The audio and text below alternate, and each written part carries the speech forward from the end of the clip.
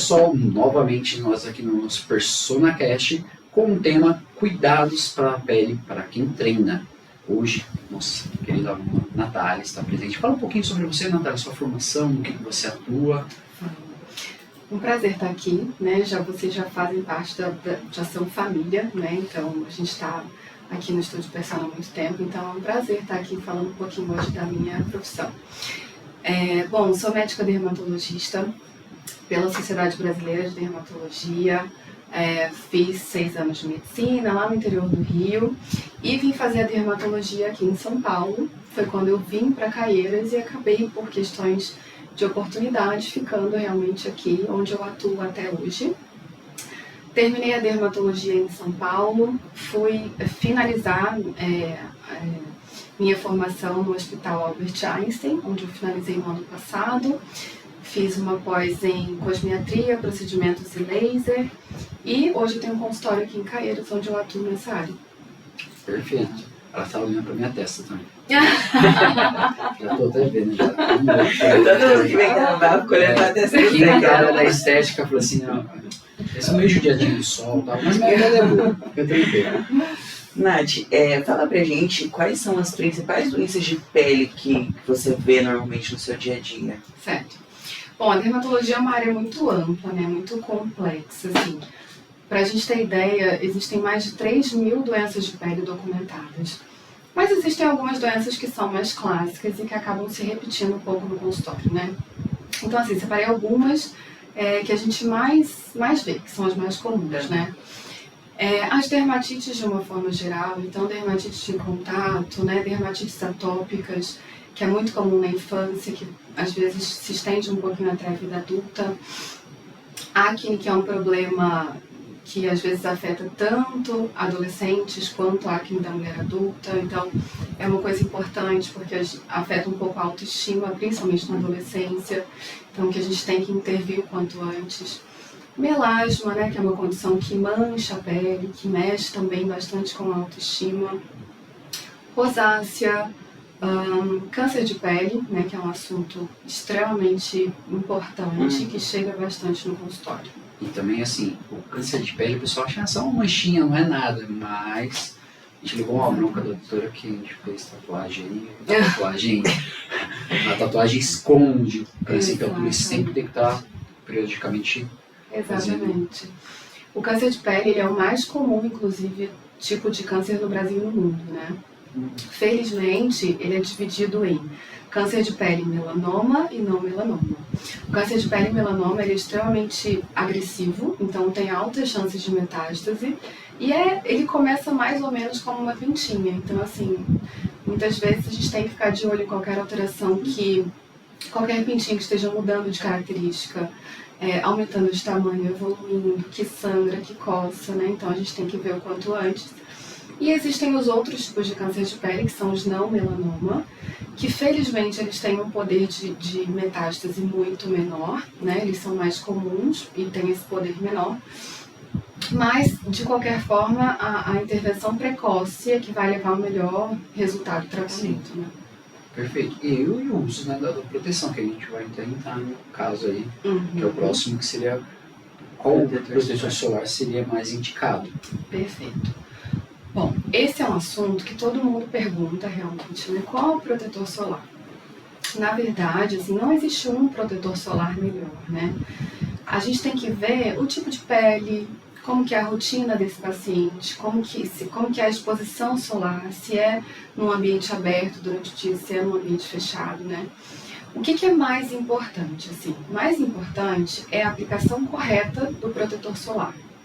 Então, primeira coisa, o protetor ele deve ser usado em todos os dias. Então, dia de sol ou dias nublados, né? A radiação ultravioleta ela tem um efeito cumulativo ao longo da vida, por isso a importância do protetor solar todos os dias, né? Então, mesmo em dias nublados, a gente tem a radiação ultravioleta, isso vai acumular um pouquinho, né? Um pouquinho não, isso vai acumular durante a vida, em algum momento vai dar um problema, um câncer de pele, envelhecimento precoce e outras questões. Então, assim, qual é a quantidade correta de protetor solar? Porque quantidade também importa, né? Então, a quantidade eu sempre explico para os meus pacientes. muitas vezes eu pergunto para o paciente, eu falo, como que você usa o protetor solar, né? E ele me mostra, ele põe um pinguinho aqui, um aqui, um aqui, aqui, e está ótimo, e espalha. A quantidade correta, a gente tem que pegar 3 dedos assim, e a gente aplica em todos eles, né? Então, 3 dedos de protetor solar, a gente usa para aplicar na região da face e pode estender um pouquinho até o pescoço. Então, essa é a aplicação da quantidade correta de protetor solar. A reaplicação também é importante, né? Então, o protetor solar ele não vai durar o dia todo. Em algum momento, dependendo da atividade, da exposição, se está suando ou não, se retirou o protetor ou não, a gente tem que reaplicar ao longo do dia. E outra coisa importante sobre protetor solar é a questão do protetor com cor e sem cor, né? Que é a dúvida da maioria das pessoas. O protetor sem cor, ele vai proteger muito bem contra a radiação ultravioleta e tudo mais. Só que muitas vezes em ambientes fechados, né, que a gente tem a luz visível, a luz branca, a gente precisa de uma proteção a mais. Principalmente, por exemplo, para quem tem melasma, manchas de pele, porque essa luz ela piora essas questões de mancha de pele. Então a gente tem que ter, às vezes, a cor do protetor solar, né, que aí são alguns pigmentos que são adicionados no protetor que dão essa proteção a mais. Ou então, se é uma pessoa que usa uma maquiagem, tudo bem, desde que você aplique o seu protetor por baixo e aplique uma maquiagem por cima também. Tá Eu já achava que em lugar fechado a gente não precisava usar protetor solar. Tá vendo? Pois é. Tem que começar a passar protetor Eu solar. já vou ter que começar a passar. E aí a grande questão é, por exemplo, você falou, tem que passar várias vezes no dia, não várias, né? Pelo menos 2 vezes ao dia, né?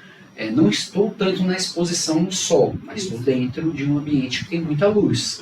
Isso também pode prejudicar. Mas, por exemplo, nós treinamos. Então, assim, passei de manhã, treinei. Obviamente, a gente vai tomar um banho e depois já vai passar o protetor. Mas toda vez que transpirar, ele sai um pouco, né? Pensando assim, tô na rua, transpirou, secou, já perdeu tudo. Exato. Por exemplo, quando a gente está numa piscina, numa praia, a gente orienta que após cada banho de piscina, né, cada banho de mar, por exemplo, você deve reaplicar o protetor, porque você retirou boa parte do protetor. No caso de um treino, por exemplo, ou de suar, né, você acaba retirando um pouco esse protetor. Então não existe uma regra de reaplicação. A gente tem que ver como que é a rotina, como que tá durando ali ao longo do dia. Né? Então, assim, sim, se transpirou, se você achou que retirou um pouco do protetor solar, o ideal é que você faça essa reaplicação. Você comentou sobre maquiagem, né? Muitas mulheres gostam de treinar maquiadas, eu sou uma delas. Ou, tipo, vai trabalhar de manhã, sai do trabalho, vai treinar e já tá maquiada.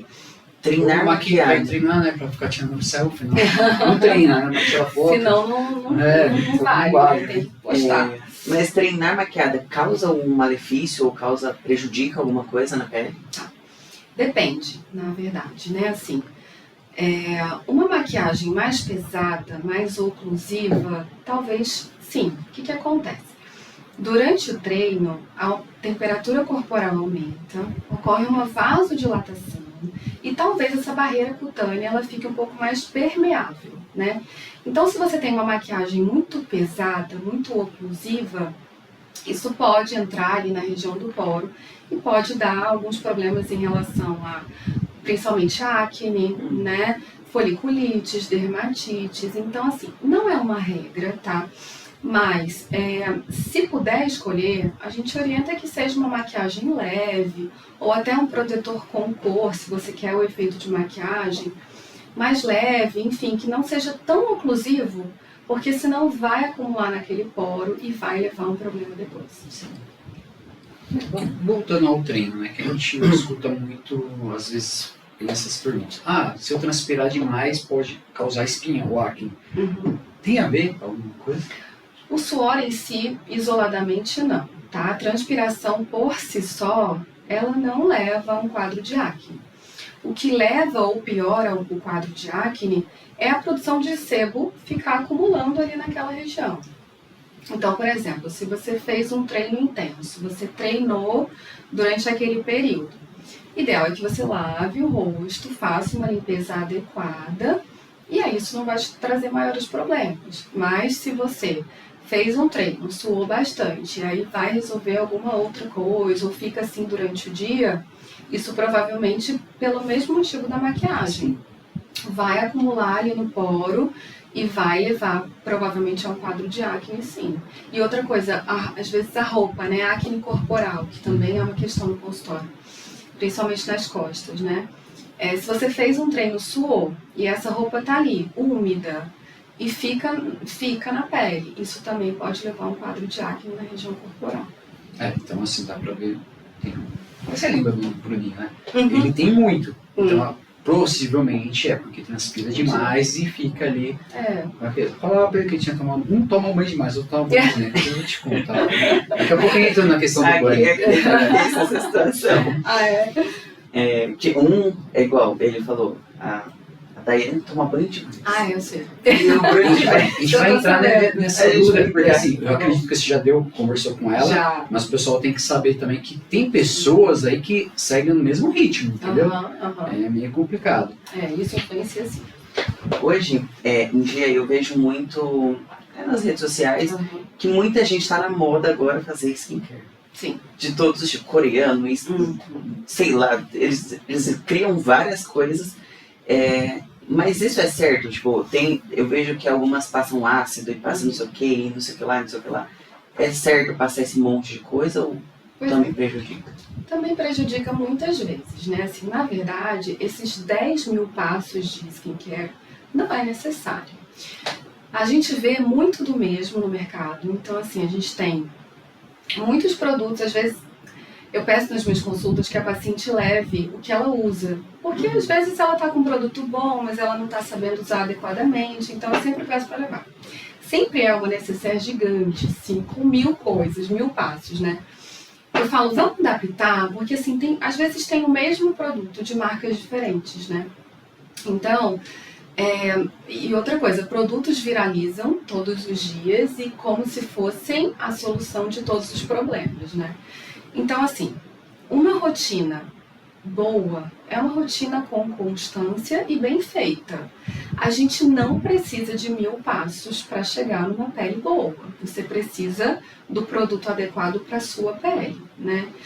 Então, assim, muitas vezes acontece isso. Eu estou usando um produto que eu vi na internet, que eu acho que vai ser ótimo para minha pele, e acaba sendo o contrário. Ácidos, por exemplo, tem situações específicas que você vai usar, né? Não é todo mundo que pode. Inclusive na adolescência, que é um período onde a pele está mudando, mas muitas vezes ainda é uma pele sensível, mas já com uma tendência à acne. Então, assim, está no meio do caminho. E aí, se você usar um ácido que já tem um poder irritativo e que, né, está sendo usado de uma forma incorreta, muitas vezes isso agride a pele. Né? Então, assim, não é necessário 1000 passos. Ideal é a gente pegar uma rotina que faça sentido para aquele paciente. Eu falo que skincare bom é aquele que você vai fazer. Tem gente que fala assim, eu quero um produto. Sim. Então tá bom. E tem gente que ama, fala assim, eu vou viajar, me dá uma lista de tudo que eu posso trazer. E aí a gente coloca várias coisas. Mas, você assim, trouxe bastante, eu né? trouxe. Ela trouxe, ela postou, ela indicou várias coisas. Menos do que eu gostaria, mas trouxe. Nossa, é que entra naquelas lojas, porque assim, lá, Walmart, Costco, tem tudo. E, você olha, a Juliana ia com o Roger, cara, ela ficava horas, a gente fazia a compra inteira, ela tava horas ali, entendeu? E assim, imagina, ainda bem que eu já vi. Tem várias, lá, tem várias possibilidades de coisa, tipo, tem uma coisa em spray, uma coisa em creme, uma coisa em bastão, uma coisa... Tem. Facilita muito pra tem quem... tudo. Eu trouxe muito protetor solar em spray, porque eu acho muito fácil na aplicação. Para criança, inclusive, que às vezes não quer parar ali para ficar toda hora retocando protetor solar. Então, protetores em spray eu achei excelente. Os coreanos, né? Eu queria ter comprado mais, mas eu não consegui. Na loja que eu queria. Mas, assim, também viralizaram muito esses produtos coreanos, né? Eles, de fato, têm uma cosmética muito boa. São bons produtos, mas o que aconteceu? As pessoas começaram a usar o produto coreano como se fosse um milagre, né? E aí, assim, no final das contas, não foi esse milagre. E aí falaram, será que eu estou usando errado? Eu falei, gente, não é um produto que vai ser milagroso para a sua pele. É a constância. Né? Assim, tem algum tipo de produto que seja indicado para uma pessoa, no básico, passar todos os dias? Tirando o protetor. Tirando o protetor, tipo, na linha de skincare, por exemplo. Certo. Pra gente falar de um skincare assim que funcione para todo mundo, né? O que deve ter nesse skincare que funciona para todo mundo? 3 passos básicos. Limpeza. Então, assim, a limpeza é básica. Ela deve ser feita pelo menos 2 vezes ao dia. Então, de manhã ao acordar e à noite antes de dormir, antes de você começar a sua rotina de pele. E aí, essa limpeza ela deve ser específica para o seu tipo de pele. Então, por exemplo, se você tem uma pele oleosa, você vai usar produtos que tenham ácido salicílico e outros compostos que vão melhorar essa oleosidade. E se você tem uma pele sensível, você deve evitar isso, né? Então, você vai usar um produto para pele sensível. Hidratação, tá? Hidratação é uma coisa que toda pele precisa. A gente não, né? Os pacientes às vezes chegam com a ideia, por exemplo, pele oleosa é muito comum aqui no Brasil, né? E aí as pessoas falam assim, mas eu tenho a pele oleosa, por isso eu não uso hidratante. Não tem nada a ver uma coisa com a outra. Hidratação é água, oleosidade é óleo, é produção de sebo. Então, assim, toda pele precisa de hidratação, tá? E aí, muitas vezes o paciente não faz porque tem a pele oleosa. E aí eu explico que é o seguinte, muitas vezes o organismo ele faz até uma questão compensatória. Então, assim, ele está produzindo o que ele pode, ele vai produzir sebo, tá? Quando você começa a entregar uma hidratação, um produto hidratante para aquela pele, o organismo começa a equilibrar aquela barreira cutânea e ele entende que não precisa mais produzir. Então, isso a longo prazo até melhora a oleosidade. Óbvio que é associado a outras questões que a gente coloca na rotina, mas hidratação é um passo que toda a pele precisa. E proteção solar. Então, assim, 3 passos básicos. Limpeza, hidratação e proteção solar. Vamos para pensar assim, numa analisada. Eu tô pensando em mim, no caso. Ele não faz nada. Não faço nada. O protetor solar eu uso quando eu vou sair no sol. Olha. Agora eu descobri que eu tenho que usar quando tô aqui dentro também. Quando faz aqueles agachamentos ali na rua, sabe? Tem que usar. Assim, um básico do básico. A gente fala sempre da mulher, mas o homem hoje está começando a se cuidar muito mais. Sim. Então seria um protetor solar, a limpeza de pele. A limpeza pode ser assim, no banho mesmo, limpar ou tem que passar alguma coisa? Tem que passar um específico para face. Não pode usar o sabonete geralzão. Não. O sabonete que vai no corpo, no cabelo, barba, tudo. Pode ser não esse? pode. Não, tá. Tem que ser um de face. Geralmente ele é menorzinho, né? Por conta do custo-benefício. E aí deve ser específico para face. Hidratante, tem alguma coisa de diferença do hidratante para o homem e do hidratante para a mulher? Tem. Geralmente o homem ele tem a pele mais oleosa, né? Então a gente vai para hidratantes que deem um efeito seco, sabe? Um efeito mais mate, assim. Hoje em dia, antigamente assim, o homem ele tinha muita dificuldade de usar o protetor solar justamente por isso, né? A pele mais oleosa, então já ficava aquele produto que tinha um cheiro desagradável, a textura ficava ruim, a pele ficava brilhosa, né? Então isso incomodava. Hoje em dia, a gente já tem protetores que você passa e você esquece que está com ele. Então, assim, protetores mais sequinhos, né? Com o FPS adequado, um fator de proteção solar ok.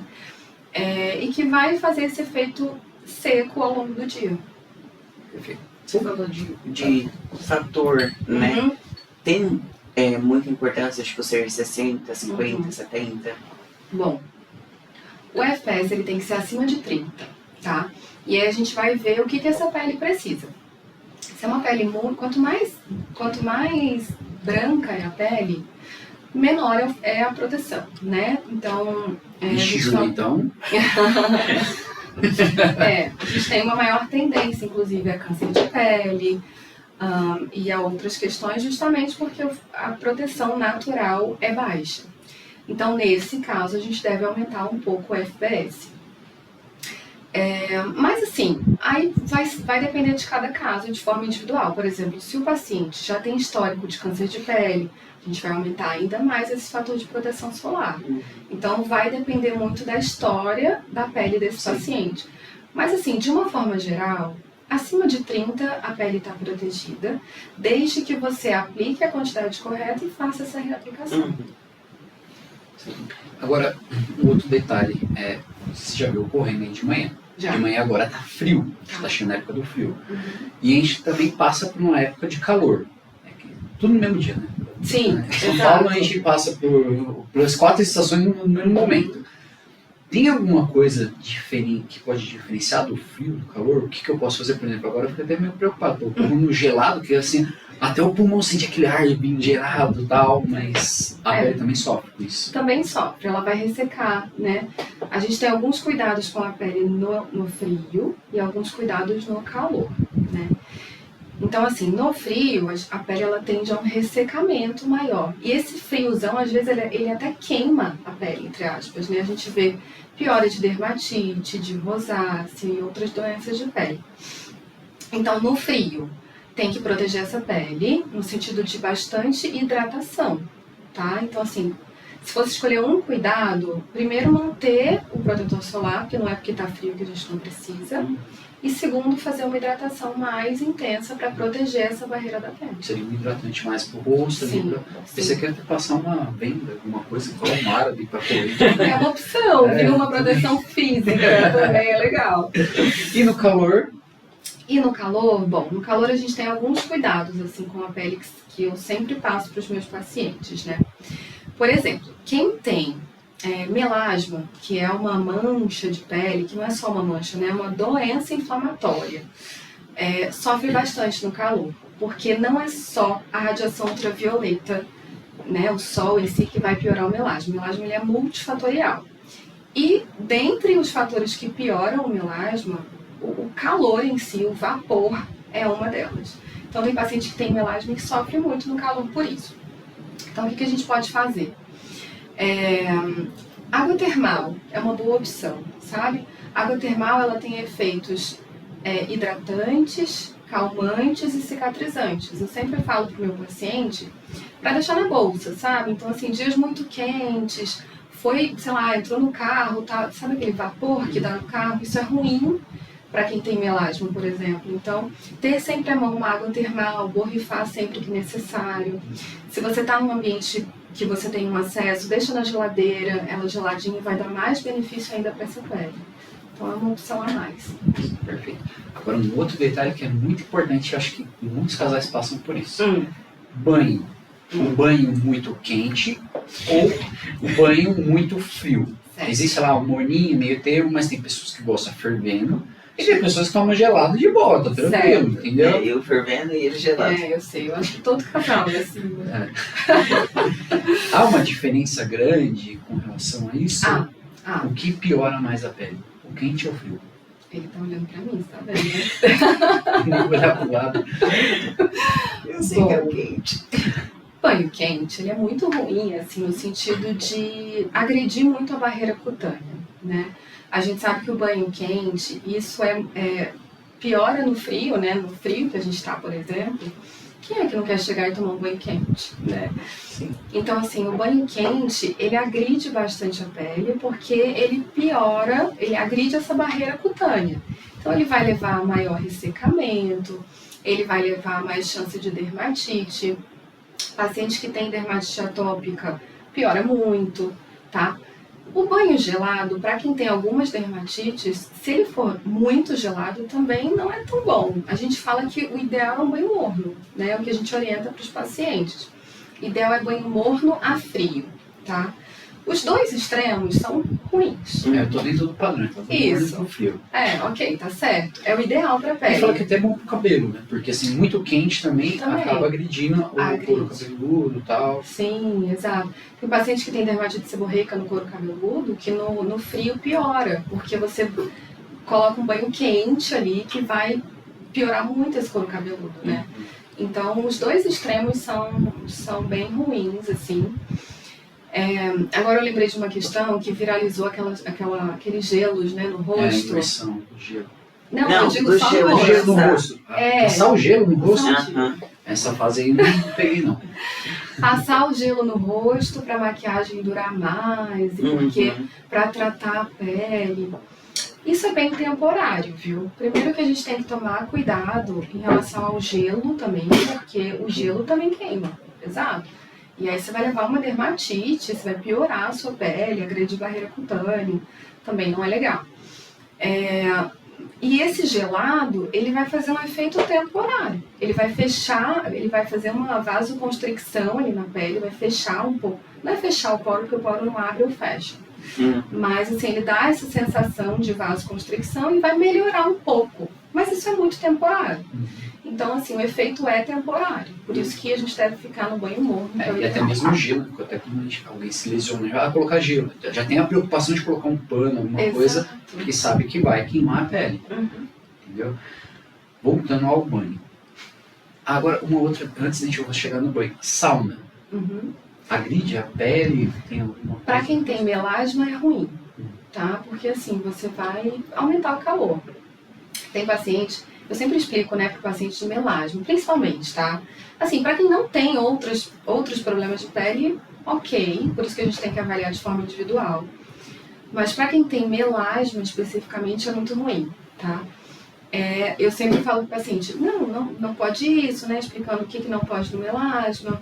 E eu falo, não pode sauna. A paciente fala, não faço sauna, mas o banho tá igual, gente.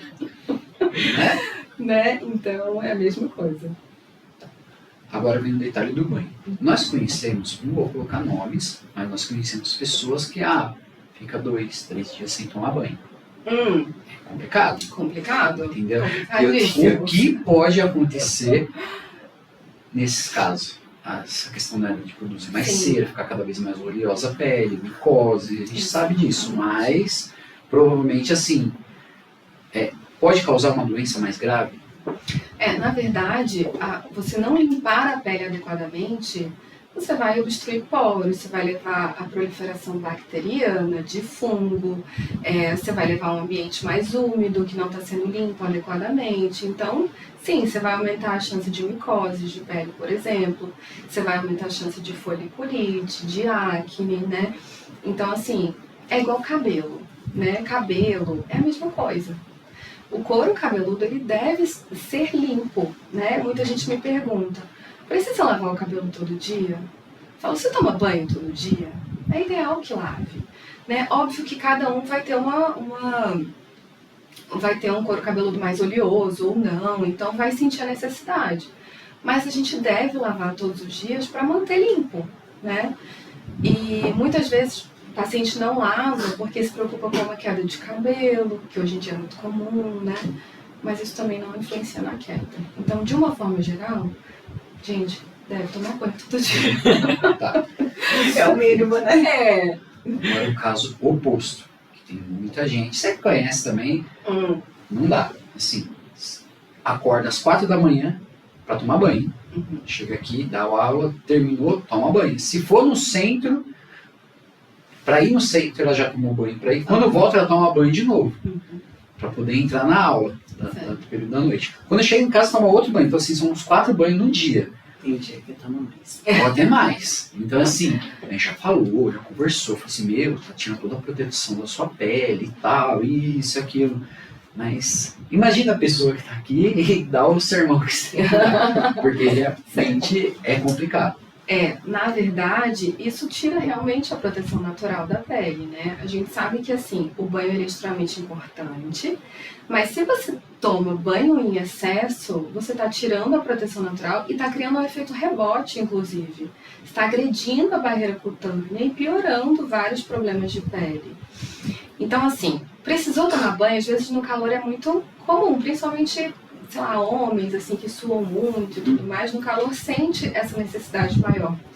Toma só um banho, assim, para refrescar, mas não fica aplicando sabonete, sabe, todas as vezes. E principalmente esfrega, aquela esponjinha, sabe aquela esponjinha vegetal, assim, ó? Não, ela faz tudo isso, aí no final do banho ela taca olho. Entendi. Não. Ela tirou a proteção e fez uma barreira de óleo, né? Na verdade, sim, essa esponja, inclusive, ela nem deve ser usada, né? Eu falo que esponja é pra deixar ali sabe, criança que suja, assim, pé, área que você não consegue limpar, é pontual. E mesmo assim, essa esponja tem que estar, usou no sol, limpa e seca, porque senão é proliferação de fungo, proliferação de bactéria. Então a gente não indica. Melhor nem usar. Melhor nem usar. Agora um exemplo. Eu, por exemplo, eu corro de manhã, aí eu volto, passo uma água no corpo, aí o sabão nas axilas, nas partes mais. Às vezes, agora eu tô começando a passar o shampoo porque transpira demais e realmente o couro cabeludo acaba dando um pouquinho mais. Beleza. Mas o banho principal é um só, entendeu? Ah, tô com muito calor, transpirei demais.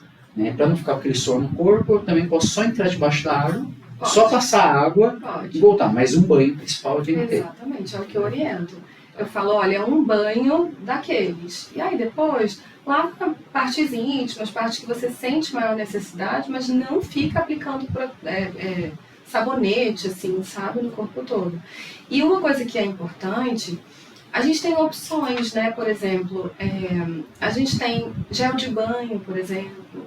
Então ele limpa sem agredir.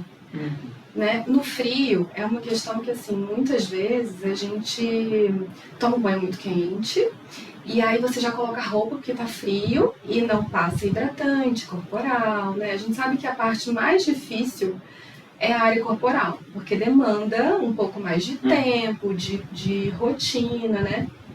Então, tem opções que você usa no banho. Então, gel de banho, sabe? Que ele vai dar uma hidratada. Ele não vai substituir completamente o hidratante, mas ele ajuda muito na rotina. E a longo prazo faz diferença E facilita. Pronto, já vou comprar isso. Viu? Só passar de Não precisa passar. Já não viu? é? Já pegou, mas ajuda. E começa por aí que você vai ver que, assim, muda a pele, sabe? Por exemplo, principalmente pacientes mais velhos, né, que a pele ela vai ressecando com o passar do tempo. Principalmente membro inferior, algumas áreas específicas. Então, isso é um cuidado que muda de verdade a pele. Às vezes o paciente ele não tem hábito realmente de passar o hidratante. E aí a gente começa com essa mudança e depois a gente vai colocar o hidratante a longo prazo. Uma outra pergunta que veio agora na mente. Aquelas bronzeamento artificial. Sabe que a mulher adora, não sai no sol, mas eu vou lá fazer bronzeamento artificial. E aí? Péssimo. Primeiro, bronzeamento artificial é proibido? É proibido? A gente vê fazendo, mas é proibido. Mas já falei uma polêmica. Bom, é proibido, tá? Não deve ser realizado. A Sociedade Brasileira de Dermatologia, assim, emite vários alertas, várias questões, porque aumenta muito os casos de câncer de pele. Então, ele é extremamente perigoso, tá? Então, não deve fazer, não deve fazer. A gente vê que as Isso pessoas... não levanta esse tema? E você sabe que outro dia uma paciente me perguntou. E eu falei, não, isso é proibido, isso dá câncer de pele. Ela falou, doutora, eu não sabia. Eu falei, como assim? Né? Eu achei que era uma coisa que todas pessoas sabiam, mas não, muita gente não sabe. Acha que o que vai dar câncer de pele é a exposição solar apenas, né? Mas não, o bronzeamento acaba artificial sendo pior. Pior, exatamente. É pior porque é uma radiação muito intensa e funciona, assim, do mesmo jeito para o câncer de pele do que a exposição solar. Então, não é indicado de forma alguma. A gente tem uma opção, que é o que eu faço, que são os autobronzeadores, assim, por exemplo. O autobronzeador é um produto que tem a dihidrocetona, que é um composto, que ele causa uma reação química com a queratina, que é a camada mais superficial da pele, digamos assim. Então você aplica, ele é transparente, você aplica, tá? E você pode trabalhar, espera o produto secar e ele vai dar uma corzinha, sabe? Então, assim, para pacientes que estão buscando esse bronzeamento, óbvio que não é o mesmo resultado, Sim. mas, assim, é uma opção saudável para você buscar um bronzeamento natural, entre aspas. Sim. Bom, depois você indica pra pessoa. Vai indicar. Falando, voltando um pouquinho para a área de treino, para lugares de treino. Hoje é muito comum ter, depois da pandemia, na verdade, virou muito comum ter paninhos higiênicos perto dos equipamentos. Borrifadores, tal. Borrifador, álcool e aqueles paninhos higiênicos. A má higienização ou a não higienização desses equipamentos causam algumas doenças, certo? Certo. Isso acho que todo mundo já deve saber. Mas é muito perigoso as doenças que causam. Então, quais são as doenças que a gente pode ter nessas situações, né?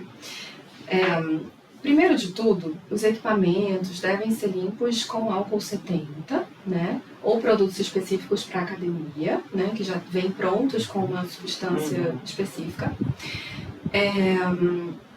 As pessoas, idealmente, deveriam levar suas toalhinhas individuais, né? Para ter uma proteção ali do individual.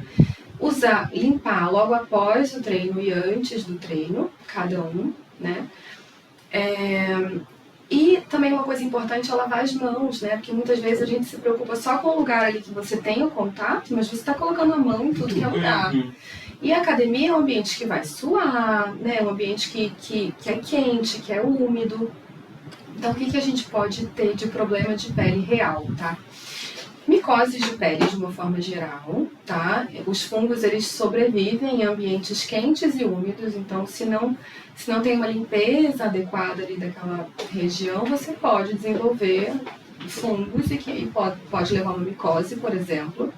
Isso é mais comum em ambientes de chuveiro, né? Que o paciente anda descalço, isso é bem comum, na verdade. Então, tomar cuidado com essas questões em lugares onde toma banho, lugares de natação, né? Ideal sempre estar com um chinelo para usar esses ambientes em comum. Infecções virais, então verrugas virais, tá? As famosas verrugas também podem ser transmitidas dessa forma, porque a questão ali dos ambientes podem favorecer essa proliferação de vírus. E bactérias? Que bactérias? Infecções bacterianas da pele, por exemplo, foliculite. Tá? Então, são as principais. Existem outras, mas são as principais porque favorecem a proliferação desses micro-organismos, vírus, fungos e bactérias. Aí existem outras, mas que é mais por contato direto com a lesão, então teria que ser uma coisa diferente, mais específica. Assim. Na verdade, passei por duas situações, né? Uma você que me indicou, né? Que foi a herpes zoster, que foi, uma coisa assim, começou com uma bolinha, parecendo uma espinha, de um dia já foi vindo pro peitoral, ainda bem que foi mais rápido eu falar com ela do que no médico, que é muito perigoso. A herpes zoster, na verdade, ela é o vírus da catapora, fica incubado e tal. E a sorte foi essa, Exato. Porque ficou muito feio mesmo. Até hoje acho que eu tenho as manchas ali, não saiu tudo, ficou legalzinho, tá bom. Eu vou fazer uma tatuagem agora, não vou mais fazer nada, deixa quieto. Mas em Franco nós tivemos a Devitale. E quando fechou a Devitale ficou mais ou menos uns 10, 15 dias fechado até desmontar tudo. Fui eu que desmontei, a pessoa faz tudo.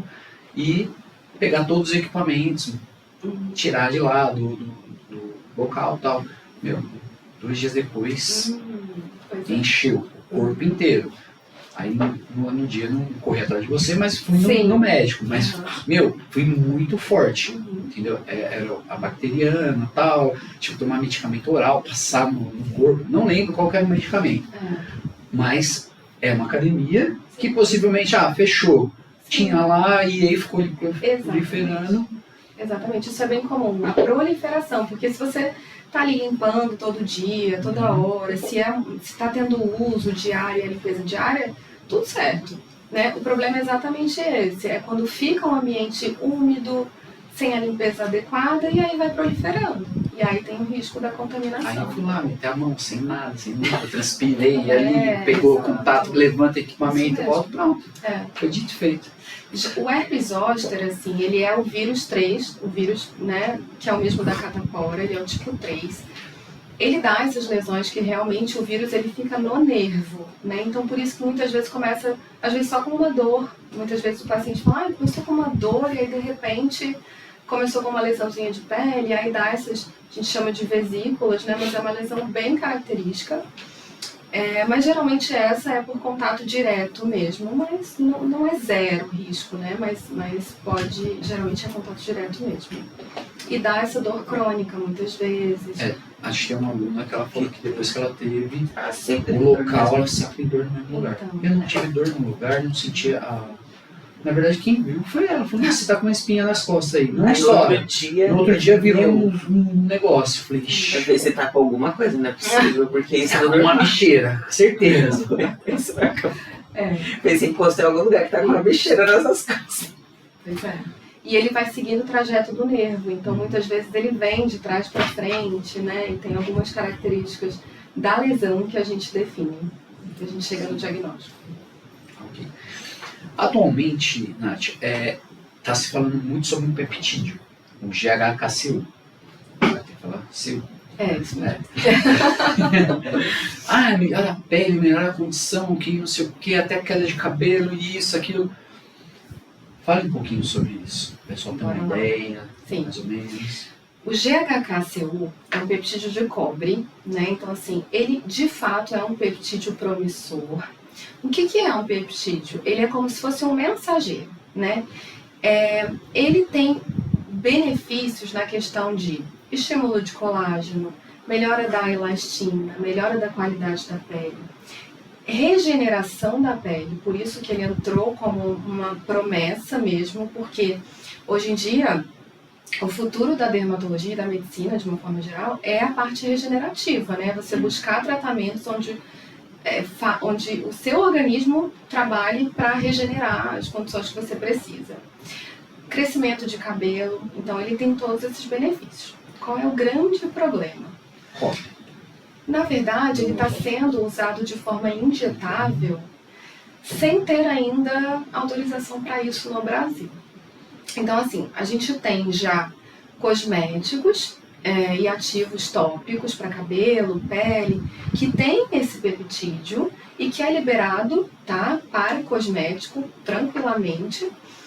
Só que o grande problema é que ele, assim, como eu posso dizer, viralizou de uma forma tão rápida e entrou uma comercialização, né, que não tá tão rápida, que tá mais rápida do que as evidências científicas. Então, assim, a gente ainda não sabe quais são os reais riscos, benefícios ou malefícios da forma injetável. Então, eu acredito que ele seja promissor, mas a gente precisa esperar autorização, né, para que ele seja comercializado da forma certa. A gente vê que algumas pessoas estão fazendo da forma injetável, inclusive. Só que assim, isso é um risco, né? Por quê? Por não ser autorizado ainda, a gente não sabe qual é a real dose que está ali dentro. A gente não sabe como está sendo feito, a gente não sabe da real pureza disso. Então, assim, leva um risco enorme, né? Então, eu acho que daqui a uns anos, né, com evidências científicas melhores, a gente vai poder falar mais sobre. Mas, por enquanto, ele é liberado para uso cosmético. A mulherada tá todo doido atrás desse peptídeo, né? Tem vários peptídeos no mercado, como a retrapeptida. Ela não foi liberada, assim como o GHK-CU, pela FDA. Então, vai levar um tempo. Depois que liberar, com certeza, já era, acabou, o pessoal vai, corre atrás. Mas só pelos relatos que o pessoal está falando, muita gente já está correndo. E é aquilo que a gente fala, tem que ter um pouquinho de estudo. Eu sei que tem cobre, o cobre é altamente tóxico, tem uma dosagem certa. Uhum. Então a galera tem que buscar o conhecimento antes de começar a utilizar. Uhum. A questão da toxicidade é exatamente por isso. Se você não é um produto regulamentado, você não sabe exatamente qual é a dose que está ali dentro. Então acaba sendo um risco ainda. Sim. Tá. Agora, só para a gente dar uma finalizada, vamos parar e pensar assim, o que seria bom, por exemplo, uma dica de 3 produtos para uma mulher, cuidar da sua pele. 3 produtos é pouco, né, para uma mulher, né? Eu ia falar 3 produtos para um homem, eu acho que é muito. Agora eu pensei 3 produtos para uma mulher, eu acho que é pouco, mas que ela pode utilizar para poder cuidar da pele. Então, a gente, numa rotina, assim, a gente falou da rotina básica, né, que é a limpeza, a hidratação e a proteção solar. Eu vou acrescentar na mulher, por exemplo, porque aí vai depender muito da pele, né? Se a gente quer tratar uma mancha, a gente vai para um ácido clareador. Se a gente quer tratar um rejuvenescimento, a gente vai para um ácido retinóico. Mas assim, a gente tem que tomar muito cuidado também, porque quando a gente fala ácido retinóico, ele tem uma forma de ser utilizada, né? Então, eu gosto muito do ácido retinóico como um ativo rejuvenescedor. Ele, inclusive, se usado da forma correta, ele previne o câncer de pele naquela região, ele inclusive trata lesões pré-cancerígenas, como a queratose actínica. Então a gente usa para bastante pacientes, assim, como uma forma tanto de rejuvenescimento quanto de tratamento de pele. Só que ele deve ser usado, a gente fala para usar com hidratante, então antes um hidratante, depois um ácido retinóico. Não pode para todo tipo de pele, por exemplo, gestante não pode, adolescente com a pele muito sensível também não é o mais indicado. E ele começar com uma frequência semanal, então 2 vezes na semana, 3 vezes na semana, ou em noites alternadas, dependendo da pele de cada um. E no homem, geralmente a queixa é a pele mais oleosa mesmo, né? Então, assim, um ácido salicílico que a gente consiga tratar essa oleosidade, secar um pouquinho essa pele, manter essa oleosidade um pouco mais controlada. É um excelente produto e aí a gente tem que ver a concentração, né? Depende também de cada um. Mas é uma opção que a gente que tem prontas no mercado, ácido salicílico, ou a que a gente pode manipular em concentrações variáveis. Então só precisa do ácido. Não, só não, você precisa Só, também ele pegou só isso. dele. O ácido salicílico, o protetor solar e o gelzinho de banho, né? Isso, já pronto, de banho vai ser bom. Mas o hidratante vai precisar. Isso. Então, Vou te passar um skincare, Zé. Calma. Nath, muito obrigado. A gente estava tentando, deu certo dessa vez. Nunca batia na agenda, né? Entendeu? Mas Bom. fique à disposição, querer mais vezes, fazer alguns Muito obrigada. tópicos aí, coisas. Sim. E eu gostaria que fosse só as mulheres fazendo aí, né? Porque tem mais cara de vocês, mas... Legal, obrigada pelo convite. Fico feliz que tenha dado certo. E quando Deixa o seu quiserem. contato, como que a gente pode encontrar. Apesar que se vocês quiserem mandar mensagem pra gente, a gente Sim, manda pra caminha. Nath, encaminha pra Nath. Isso. Mas fala o seu telefone, o Tá. contato da clínica. Eu atendo hoje na clínica que tem o meu nome, Clínica Doutora Natália Albuquerque, fica na região central de Caieiras. Deixa o meu Instagram aqui, Isso, e já. aí quem quiser pode entrar lá, já tem um link direto assim na bio que vai para marcação de consulta, agendamentos e Instagram, dúvidas. Isso. Tá, doutora Natália.albuquerque. Perfeito. Tá bom? Que é certinho. Isso. Tudo bem? Muito obrigado. Obrigada, novamente. gente, eu que agradeço. E até mais o próximo episódio, pessoal.